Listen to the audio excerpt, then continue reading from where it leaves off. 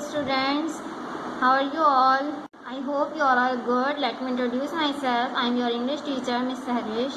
Now today we are going to discuss the chapter number 1. Are you ready? Now open the textbook and take out the page number 1. Now class, the title of this chapter is that the world in a wall. मतलब एक दीवार के अंदर इन्होंने पूरी दुनिया बयान किया. किसकी? Let's see. In this chapter we discuss about the Gerard Durrell expert in studying animals. Gerard Durrell क्या था? एक्सपर्ट था किसमें? एनिमल्स की स्टडी करने में. When he was 10 years old, जब वो 10 साल का था, Durrell and his siblings and his mother moved to Corfu in Greece to live. जब वो 10 साल का था तो उसके बहन भाई और मदर कहाँ चले गए? कर्फू में रहने चले गए, ग्रीस में. With ड्यूरल grown up brother Larry, जो कि उसका बड़ा भाई था लैरी. किसके घर रहने चले गए? लैरी के घर, जो कि ड्यूरल का बड़ा भाई था. It was here that Durrell began to collect and keep animals as pets. वहाँ जाकर ड्यूरल ने क्या किया? एनिमल्स को कलेक्ट करना शुरू कर दिया एज अ पेट्स, मतलब पालने के लिए. The crumbling wall that surround the garden alongside the house was a rich hunting ground for me. मतलब एक बड़ी दीवार जो कि गार्डन के इर्द गिर्द थी और हाउस के साथ थी, वहाँ उसने क्या किया? वहाँ पर उसके लिए जो शिकार करने की जगह थी वो बहुत थी और बहुत अच्छी थी. It was an ancient brick wall, और जो कि वो दीवार क्या थी? बहुत ज़्यादा कदीम थी, पुरानी थी. That had plastered over but now this outer skin was green with मोस. उस दीवार का जो प्लास्टर था वो अब तक ख़राब हो चुका था, और जिस तरह फंगस नहीं आ जाता दीवार पर, फफूंदी लग जाती है, उस टाइप की उसकी स्किन हो गई थी. मतलब वॉल जो है इतनी ख़राब हो गई थी. बल्किंग एंड सोगिंग, मतलब फूली हुई सी दीवार. विद द डम ऑफ मैनी विंटर, ऐसा लग रहा था कि बहुत ज़्यादा ख़राब दीवार है. The whole surface was an intricate map of cracks, और उसकी सरफेस को देखकर ऐसा लग रहा था कि बहुत ज़्यादा क्रैक्स हैं. क्रैक्स मीन दीवार में बहुत ज़्यादा दरारें, मतलब दरार होती है ना, वो. Some several inches wide, other as fine as hairs. मतलब कुछ ज़्यादा, मतलब कुछ क्रैक्स ऐसे थे जो बहुत ज़्यादा हेयर्स की तरह थे, बहुत ज़्यादा फाइन थे, पतले थे. Here are there large pieces of dropped off revealed the rows of rose pink bricks lying beneath.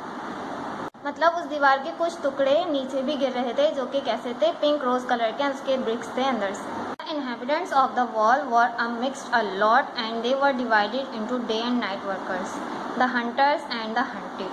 मतलब जो यहाँ के इस दीवार के जो रहने वाले थे उनको डिवाइड कर दिया गया था डे और नाइट वर्कर्स में, और जो शिकारी थे और जो शिकार करने वाले थे, जो शिकार हो रहे थे उनको. एट नाइट द टोर्स एंड जैकोस, रात के वक्त टोर्ड और जैकोस क्या थे?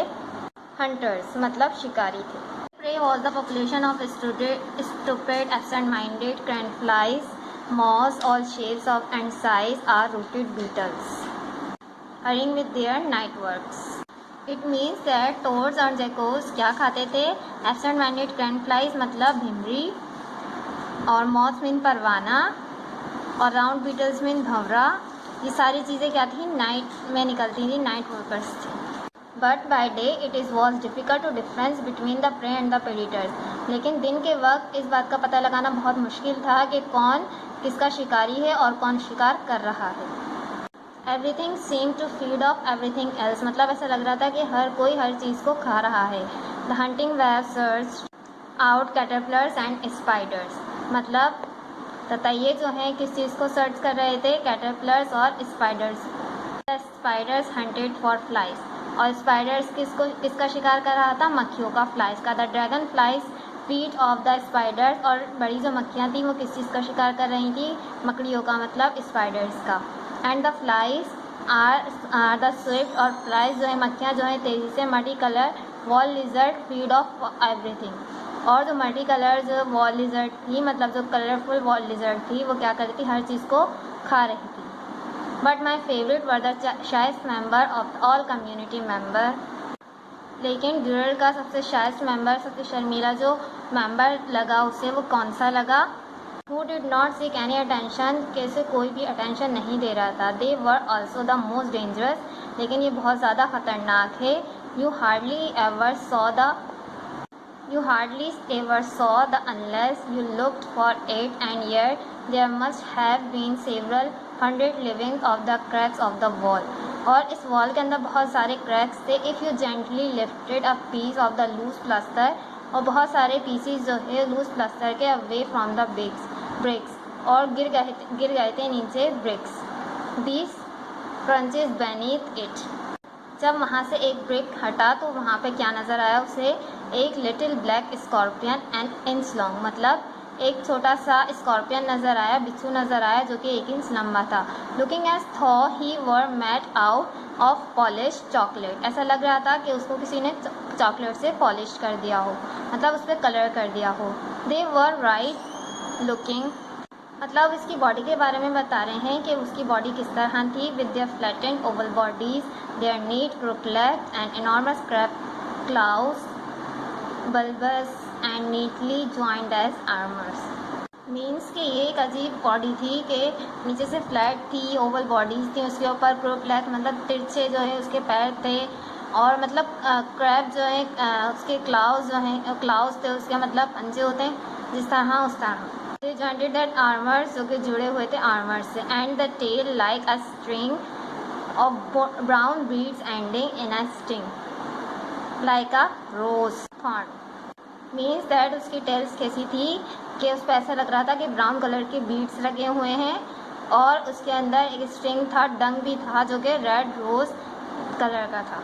Scorpion would lie there quite quietly as you examined him, only raising his tail as a warning sign if you breathe too hard on him.